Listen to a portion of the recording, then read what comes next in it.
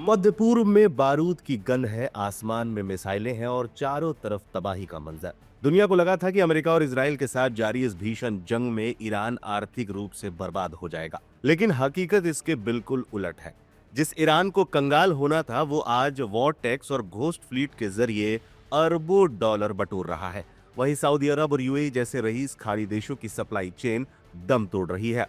America ने Iran के सैन्य ठिकानों को तो निशाना बनाया, लेकिन ग्लोबल ऑयल संकट के डर से ईरान के खर्ग तेल टर्मिनल पर हाथ नहीं लगाया। बस इसी का फायदा ईरान ने उठा लिया। ईरान आज रोजाना 17 से 20 लाख बैरल तेल एक्सपोर्ट कर रहा है। उसके तेल का 90% हिस्सा इसी खार्ग टर्मिनल से निकल रहा है। ईरान अपनी घोस्ट फ्लीट, बिना पहचान वाले जहाजों के जरिए चीन को धड़ल्ले से तेल बेच रहा है। ईरान सिर्फ अपना तेल नहीं बेच रहा, बल्कि दूसरों के रास्ते का कांटा भी बना हुआ है। दुनिया का सबसे अहम समुद्री रास्ता हॉर्मुज़ स्ट्रेट ईरान के कंट्रोल में है। रिपोर्ट्स है कि यहां से गुजरने वाली विदेशी जहाजों से ईरान लगभग 16.5 करोड़ रुपए प्रति जहाज वॉर टैक्स वसूल रहा है। यानी जंग के माहौल में रास्ता देने के नाम पर ईरान की चांदी हो रही है, जबकि दूसरे देश अपनी सुरक्षा के लिए भारी बीमा प्रीमियम चुकाने को मजबूर है। एक तरफ ईरान की तिजोरी भर रही है तो दूसरी तरफ खाड़ी के दिग्गज देशों की कमाई ठप पड़ गई है। सऊदी अरब उत्पादन 1 करोड़ से गिरकर 80 लाख बैरल रह गया है। स्टोरेज फुल होने के कारण अरामको को कई कुएं बंद करने पड़े हैं। इराक प्रोडक्शन में 70% की भारी गिरावट आई है। विदेशी कंपनियों ने अपना स्टाफ वापस बुला लिया है। कतर दुनिया की 20% एलएनजी सप्लाई करने वाला देश अब फोर्स मेज्योर लागू कर चुका है, यानी सप्लाई की कोई गारंटी नहीं। कुवैत यहां तो निर्यात लगभग 0 पहुंच गया है। ईरान की इस पकड़ ने महाशक्ति अमेरिका को भी झुकने पर मजबूर कर दिया है। महंगाई के डर से अमेरिका ने 20 मार्च को ईरानी तेल की खरीद पर 30 दिन की छूट दे दी है। अमेरिकी ट्रेजरी विभाग चाहता है कि समुद्र में मौजूद ईरान का 14 करोड़ बैरल तेल बाजार में आए ताकि कीमतें काबू में रहे, लेकिन संकट टला नहीं है। ब्रेंट क्रूड $112 के पार पहुंच गया है। अगर ये $100 के ऊपर बना रहा तो भारत जैसे देशों में महंगाई का बम फूटना तय है। तो क्या ये माना जाए कि ईरान ने युद्ध को अपनी अर्थव्यवस्था का ढाल बना लिया है? जहां दुनिया को तबाही दिख रही है, वहीं ईरान अपनी रिकॉर्ड कमाई का जश्न मना रहा है।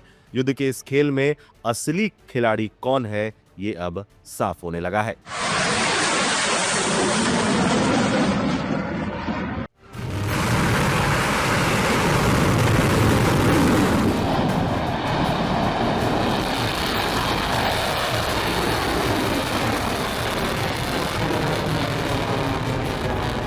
खाड़ी में चल रहा युद्ध अपने 24वें दिन में प्रवेश कर चुका है, लेकिन शांति की उम्मीदें अभी भी धुंधली हैं। जहां एक और ओमान और कतर की मध्यस्थता से सीज फायर की सुगबुगाहट तेज हुई है, वहीं ईरान द्वारा रखी गई 6 कड़ी शर्तों ने कूटनीतिक गलियारों में भी हड़कंप मचा दिया है। 28 फरवरी को शुरू हुए इस संघर्ष ने अब एक ऐसे मोड़ पर दस्तक दी है जहां हार जीत से ज्यादा अस्तित्व और वर्चस्व की लड़ाई लड़ी जा रही है। तेहरान ने युद्ध को रोकने के लिए एक विस्तृत रोड मैप पेश किया है। ईरान का कहना है कि वह केवल युद्ध विराम नहीं बल्कि पूरे पश्चिमी एशिया के ढांचे में बदलाव चाहता है। ईरान ने सीजफायर के लिए 6 मुख्य शर्तें रखी हैं, जिनमें अमेरिका और इजराइल लिखित में अंतर्राष्ट्रीय गारंटी दे कि ईरान पर दोबारा हमला नहीं होगा, पश्चिमी एशिया में मौजूद सभी अमेरिकी सैन्य ठिकानों को पूरी तरह से बंद कर दिया जाएगा, युद्ध में हुए बुनियादी ढांचे और जान माल के नुकसान के लिए अमेरिका और इजराइल भारी हर्जाना भरेंगे, ईरान से जुड़े सभी गुटों के खिलाफ चल रहे सैन्य अभियानों को तुरंत रोका जाए, हुर्मुज़ जलदमरू मध्य पर ईरान का पूर्ण कानूनी और संप्रभु नियंत्रण स्वीकार किया जाए, ईरान के खिलाफ शत्रुतापूर्ण प्रचार करने वाले मीडिया संस्थानों और व्यक्तियों के खिलाफ कानूनी कार्रवाई और उनका प्रत्यर्पण किया जाए। ईरान ने ये 6 शर्तें इस वक्त अमेरिका और इजराइल के सामने रखी हैं। अमेरिका ने अतीत में भी ईरान की कोई शर्तें आमतौर पर नहीं मानी है। व्हाइट हाउस का स्टैंड पूरी तरह से हमलावर है। अमेरिका ने साफ कर दिया है कि वह बिना शर्त नौवहन स्वतंत्रता यानी फ्रीडम ऑफ नेविगेशन से कम पर कुछ भी स्वीकार नहीं करेगा। पेंटागन का मानना है कि ईरान की यह शर्तें उसकी रणनीतिक हार को छिपाने की कोशिश हैं। ट्रंप ने सीधे तौर पर चेतावनी दी है कि अगर ईरान ने होर्मुज़ जलदमरू मध्य नहीं खोला तो उसके ऊर्जा केंद्रों को मलबे में तब्दील कर दिया जाएगा। होर्मुज़ फिलहाल आंशिक रूप से बंद है, जिससे वैश्विक तेल की आपूर्ति सीमित होती जा रही है। अब देखना ये होगा कि ईरान की इन 6 शर्तों पर किस तरह से अमेरिका रिएक्ट करता है। विदेश मामलों के जानकार मानते हैं कि ईरान की 6 शर्तें अधिकतम मांग दृष्टिकोण है, जिनका उद्देश्य बातचीत की मेज पर अपनी पकड़ मजबूत करना है। हालांकि अमेरिका का कड़ा रुख ईरान के भीतर बढ़ता आंतरिक दबाव इस युद्ध को किसी भी दिशा में मोड़ सकता है। अगले 48 घंटे अंतर्राष्ट्रीय राजनीति के लिए सबसे महत्वपूर्ण साबित हो सकते हैं। क्या कूटनीति बारूद की गंध को मिटा पाएगी या फिर संघर्ष एक व्यापक युद्ध का रूप लेगा? जो भी होगा वो देखना बेहद दिलचस्प होगा।